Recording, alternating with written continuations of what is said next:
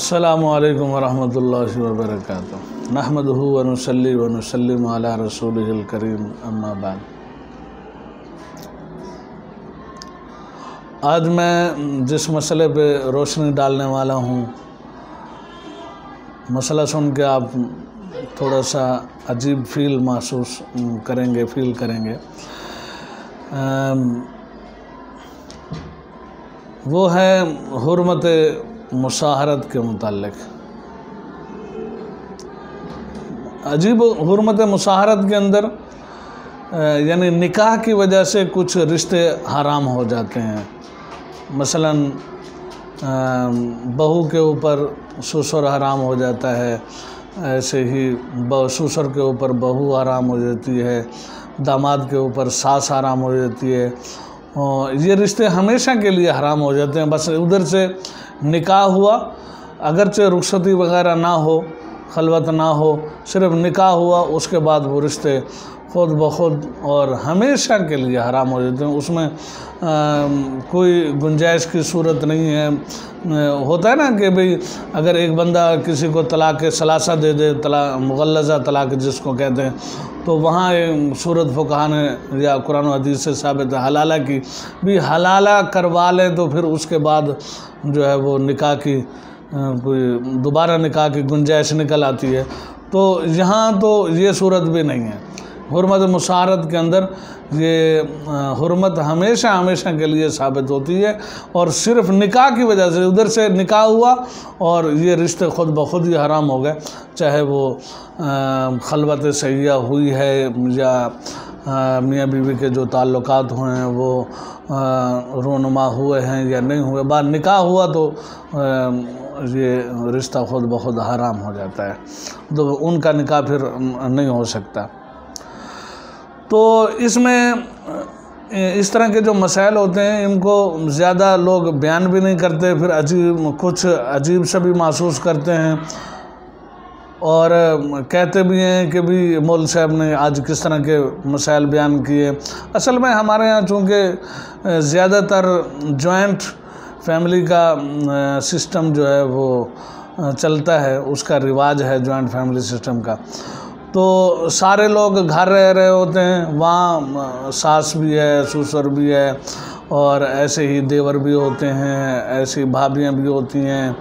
اور کئی داماد بھی وہیں رہ رہے ہوتے ہیں، تو سارے مشترکہ زیادہ تر جو ہے نا وہ مشترکہ سسٹم چلتا ہے۔ تو اس کے اندر پھر اگر اس طرح کے مسائل بیان کیے جائیں لوگ بہت زیادہ محسوس کرتے ہیں، حالانکہ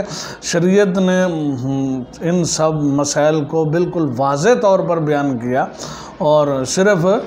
فقہ کی کتابوں کے اندر نہیں بلکہ خود قرآن و حدیث کے اندر بھی ان مسائل کو اچھی طرح اجاگر کیا گیا ہے، اور ایک مسلمان معاشرے کو، اسلامی معاشرے کو ان مسائل کا اچھی طرح بخوبی علم ہونا چاہیے، ان سے واقفیت ہونی چاہیے، تاکہ کوئی غلط فہمی یا کوئی جو ہے وہ غلط راستہ نہ نکلے۔ مثال کے طور پر ایک مسئلہ حرمت مصاہرت کی وجہ سے یہ ہے کہ خدا نخواستہ سسر کا بہو کے ساتھ کوئی غلط ریلیشن شپ ہو گیا، یا سسر نے اپنی بہو کا بوسہ لے لیا،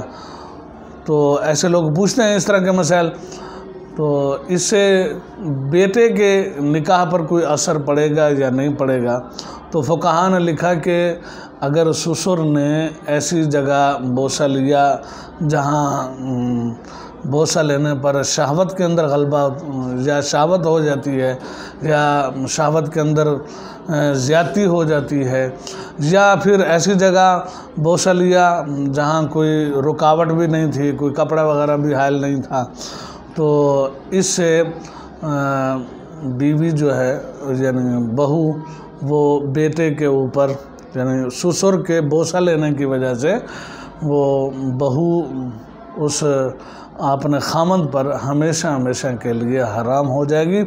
اور بیٹا جو ہے فوراً اس کے بعد اپنی زوجیت سے اپنی بیوی کو علیحدہ کرے اور نکاح کو ختم کرے، طلاق دے کر ختم کر دے یا ایسے الفاظ کہے جس سے نکاح ختم کیا جاتا ہے۔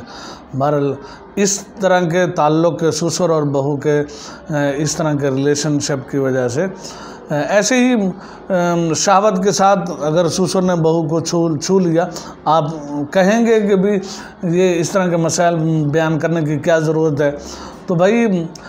چونکہ ہمارے ہاں یہ رواج ہے، ہمارے ہاں اس طرح کا معاشرہ ہے، گھروں کے اندر سارے لوگ اکٹھے رہ رہے ہوتے ہیں، تو احتیاط کرنے کی ضرورت ہے، وگرنہ زندگی ہمیشہ کے لیے خراب ہو سکتی ہے۔ اس لیے میں یہ اس مسئلے کے اندر بھی عرض کر دوں، اور انشاءاللہ آگے بھی اس طرح کے مسائل ہم ان کو بیان کریں گے۔ تو آج کے اس حرمت مشاہرت کے سلسلے میں پہلا مسئلہ میں نے یہ بیان کیا کہ اگر سسر کا بہو کے ساتھ اگر کوئی ایسا شہوت کے ساتھ ہاتھ لگا لیا یا بوسہ لے لیا اور اس کی وجہ سے شہوت ہو گئی، یا ایسی جگہ بوسہ لے لیا جہاں